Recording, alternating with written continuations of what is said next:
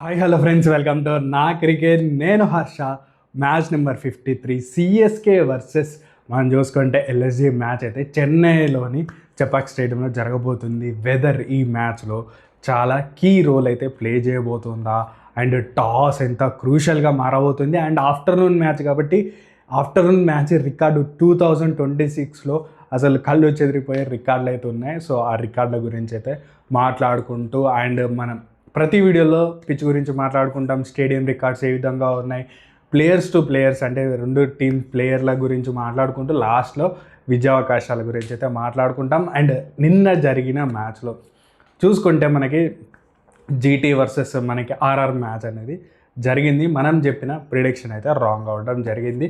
So నేను కూడా ఎందుకు ప్రిడిక్షన్ రాంగ్ అయిందని వెనకకు వెళ్ళి నేను కూడా చెక్ చేసుకోవాలి కదా, మనం ఎక్కడన్నా రాంగ్ చేసినామా అని అయితే ఖచ్చితంగా చూసుకోవాలి కదా.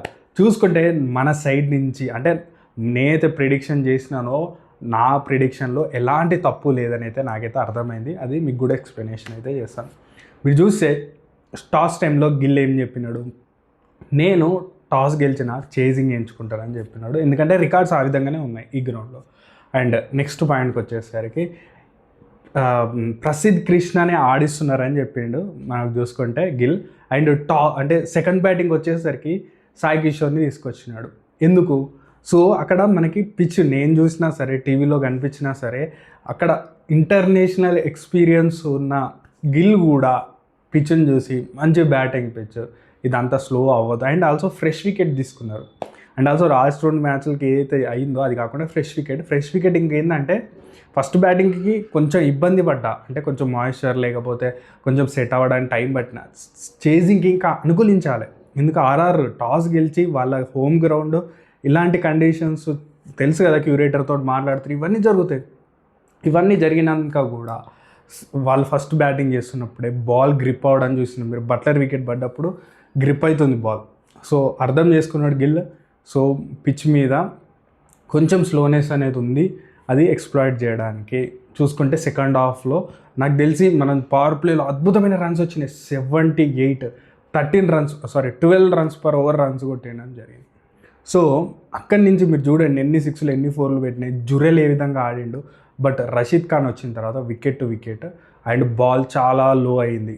సో అది కూడా ఒక ప్రాబ్లం. అంటే పిచ్ స్లో అయిపోయింది సడన్గా. సో మనం కూడా ప్రిడిక్ట్ చేయం. ఈవెన్ శుభ్మన్ గిల్ కూడా ఒకవేళ టాస్ గెలిస్తే చేజింగ్ ఎంచుకునేవాడు, అది జరిగేది. బట్ చూసుకుంటే మన కంట్రోల్లో ఏముంటుంది, మనం ప్రిడిక్షన్ చేసినాం మంచి బ్యాటింగ్ సర్ఫేస్ ఉంటుందని. ఈవెన్ కెప్టెన్స్ కూడా మంచి బ్యాటింగ్ సర్ఫేస్, చేజింగ్ అవుతుందని అనుకున్నారు. ప్రసిద్ధ్ కృష్ణని తెచ్చే వాళ్ళు కూడా ప్రసిద్ధ్ కృష్ణ కాదు సాయి కిషోర్ అని అంత చేంజ్ చేసుకున్నారంటే, సో బాల్ పడ్డ తర్వాత సిచ్యువేషన్స్ అనేటివి కొంచెం మారినాయని చెప్పొచ్చు. అండ్ ఫస్ట్ ఓవర్ ఆర్చర్, అసలు నాకైతే ఫస్ట్ ఓవర్ చూస్తే మాత్రం అంత దారుణమైన బౌలింగ్ చేసినాడు, వైల్డ్ వేసినాడు, 4లు ఇచ్చినాడు, నో బాల్స్ వేసినాడు. నాకైతే అర్థం కాలేదు. ఆర్చర్ ఇలాంటి అంటే స్టార్ట్ ఆఫ్ ది ఇన్నింగ్స్, అంటే ఇన్నింగ్స్ స్టార్ట్ అనేది అద్భుతంగా చేయాలి, అది చేయలేకపోయినా అని చెప్పొచ్చు ఆర్చర్. అండ్ సెకండ్ బౌలింగ్ చేస్తున్నప్పుడు అసలు ఫస్ట్ బాల్ కూడా పడలేదు, బాల్ థ్రెడ్ ఊడిపోయింది, అది ఎంపైర్స్ కట్ చేస్తున్నారు. న్యూ బాల్ చేంజ్ చేసే అవకాశం వాళ్ళకు ఉంటుంది. అది కూడా మరి గేమ్ని ఎంత ఇంపాక్ట్ చేసింది నాకు అర్థం కాలేదు. కానీ చూసుకుంటే మాత్రం మనం ప్రిడిక్షన్ చేసిన దాంట్లో ఏం తప్పలేదు, కానీ ప్రిడిక్షన్ అయితే రాంగ్ అయింది, దానికైతే ఒప్పుకుంటాం. సో ఈ మ్యాచ్లో ఏం జరగబోతుందో చూద్దాం. సిఎస్కే వర్సెస్ మనకి ఇక్కడ చూసుకుంటే ఎల్ఎస్జి మ్యాచ్.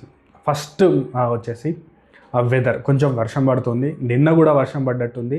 అండ్ నైట్ కూడా 80% రెయిన్ కనిపిస్తుంది. మ్యాచ్ రోజు కూడా కొంచెం క్లౌడ్స్ ఉండే అవకాశాలు అయితే ఖచ్చితంగా ఉన్నాయని చెప్పుకోవచ్చు. సో కొంచెం హై స్కోరింగ్ గేమ్గా కనిపిస్తుంది.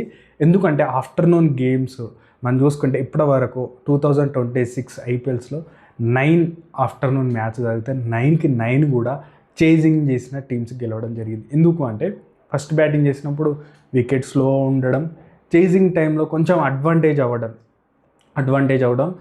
మంచిగా బ్యాట్ మీద బాల్ రావడం. ఆఫ్టర్నూన్ అయితే ఇక బ్యాటర్లో ఆడడానికి ఇబ్బంది పడుతున్నారని చెప్పొచ్చు. సో అది కట్ చేస్తే మాత్రం చేజింగ్ టీమ్కి అడ్వాంటేజ్ అవుతుంది. 2 హై స్కోరింగ్ మ్యాచ్లు జరిగిన అందులో కూడా చేజ్ డౌన్ అయినాయి.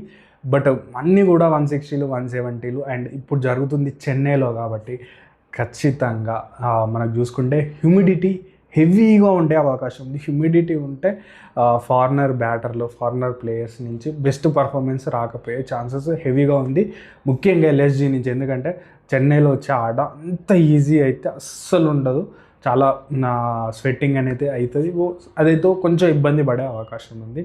సో ఎవరైనా సరే రెండు టీమ్స్లో, బట్ ఎల్ఎస్జీ నుంచి ఎక్కువ ఇబ్బంది పడే అవకాశం ఉంది, ఎందుకంటే వాళ్ళు కొత్తగా వచ్చి మనకు చూసుకుంటే చెన్నైలో ఆడుతున్నారు కాబట్టి. సో వెదర్ అయితే ఆ విధంగా ఉంది. టాస్ గెలిచి కెప్టెన్ ఏం చేయాలి అంటే పిచ్ చాలా కీగా మారబోతుంది. కొంచెం మిక్స్డ్ సాయిల్ పిచ్ ఇచ్చినా లేకపోతే కొంచెం స్లో ట్రాక్ ఇచ్చినా ఫస్ట్ బ్యాటింగ్ ఇబ్బంది పడే అవకాశం ఉంది. సో సిఎస్కే అలాంటి పిచ్లో చేజింగ్ చేసే అవకాశం ఉంది కాబట్టి టాస్ గెలిచి అలాంటి పిచ్నే ఇవ్వాలి.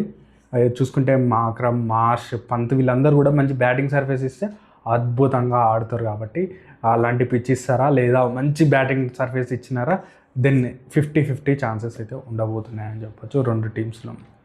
అండ్ చూసుకుంటే రెండు టీమ్స్ ప్లేయింగ్ లెవెన్లో ఏ విధంగా ఉండబోతున్నాయి అంటే సేమ్ ప్లేయింగ్ లెవెన్ తోటి వెళ్తుందా అంటే ఎల్ఎస్జీలో మళ్ళీ హిమ్మత్న చూసుకుంటే కొన్ని చేంజెస్ చేసే అవకాశం ఉంది.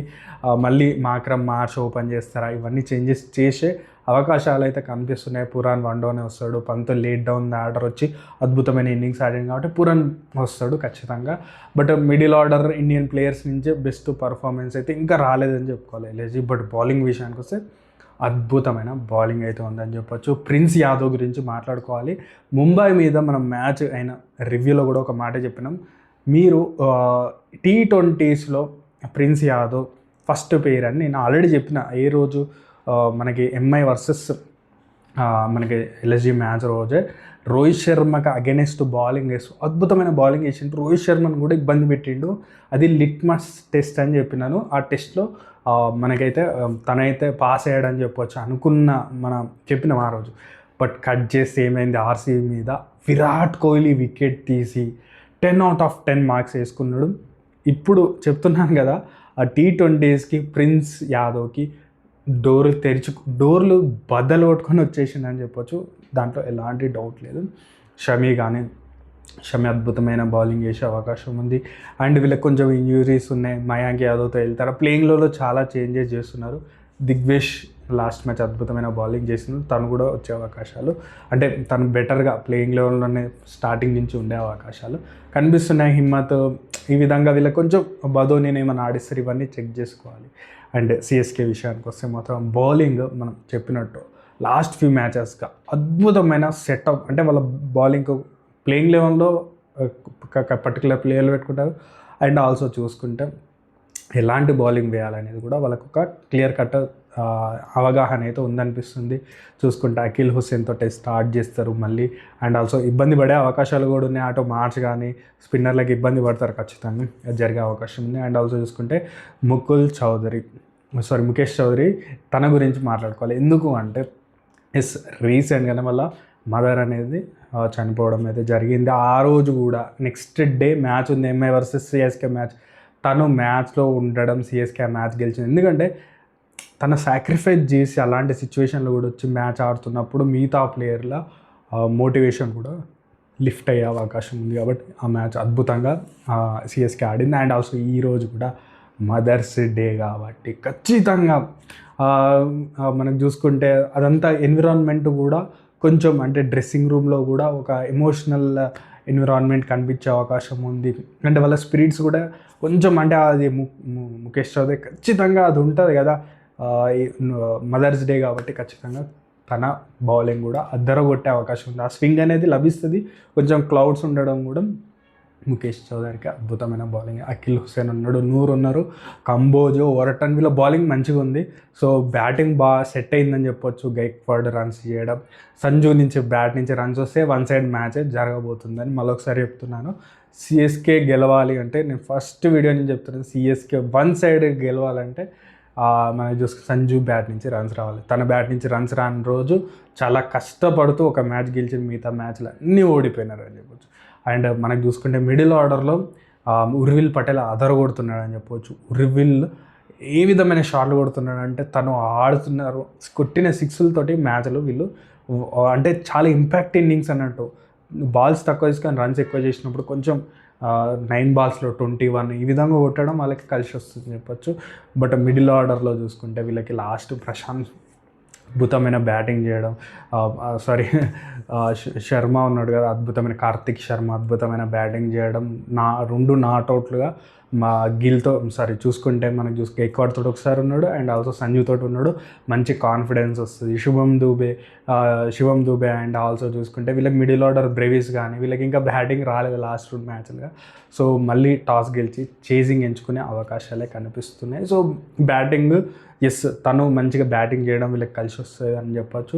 బౌలింగ్ కూడా స్ట్రాంగ్గా ఉంది అని చెప్పొచ్చు. అండ్ మన ఫేవరెట్ సెగ్మెంట్ విన్ ప్రెడిక్షన్ విషయానికి వస్తే మాత్రం నాకైతే కండిషన్స్ బట్టి అయితే టాస్ గెలిచి చేజింగే ఎంచుకునే అవకాశాలు చాలా కనిపిస్తున్నాయి. బట్ ఈ మ్యాచ్కి వచ్చేసరికి నాకెందుకో సిఎస్కేనే ఫేవరెట్గా ఉండబోతుంది అనిపిస్తుంది. ఎందుకంటే చెప్పినట్టు ముఖేష్ చౌదరి సిచ్యువేషన్ కానీ అండ్ ఆల్సో వెదర్ చూసుకున్న అంత హ్యూమిడిటీలో ఫారినర్ బ్యాటర్లు అంటే మార్ష్ పురాన్లు తొందరగా అవుట్ అయ్యే అవకాశం అనిపిస్తుంది. ఎందుకంటే ఎప్పుడైతే స్ట్రోక్ మేకింగ్కి ఇబ్బందికరంగా ఉందో దెన్ ఏమవుతుందంటే కొంచెం ఇరిటేషన్ అనేది కూడా వెదర్ అనేది క్రియేట్ చేస్తుంది, బ్యాడ్ షాట్స్ ఆడే అవకాశం ఉంది. కాబట్టి సో 2 టీమ్స్లో ఎక్కువ డిపెండ్ అయింది ఎల్ఎస్జి బ్యాటింగ్ మొత్తం కూడా ఫారినర్స్. కాబట్టి ఒకవేళ వీళ్ళ నుంచి బ్యాటింగ్ నుంచి రన్స్ రాకపోతే బౌలర్స్ కూడా ఏం చేయలేరు అని అయితే నాకైతే అనిపిస్తుంది. కాబట్టి ఈ మ్యాచ్కి అయితే మనమైతే సిఎస్కేనే ఈ మ్యాచ్ గెలుస్తుందని అయితే నాకైతే అనిపిస్తుంది.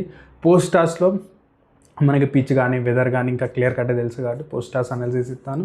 ఇప్పటికైతే ఖచ్చితంగా చెప్పలేను కానీ సిఎస్కేనే ఫేవరెట్గా ఉన్నదని అయితే నాకైతే అనిపిస్తుంది. మీకేమనిపిస్తుందో కామెంట్ సెక్షన్లో తెలియజేయండి. అండ్ ఆల్సో వీడియోని ఇక్కడ అంతా ఇంత నచ్చినట్లు ఉంది కాబట్టి ఖచ్చితంగా లైక్, షేర్, సబ్స్క్రైబ్తో పాటు సబ్స్క్రైబ్ చేసి కామెంట్ కూడా చేయండి. Thank you.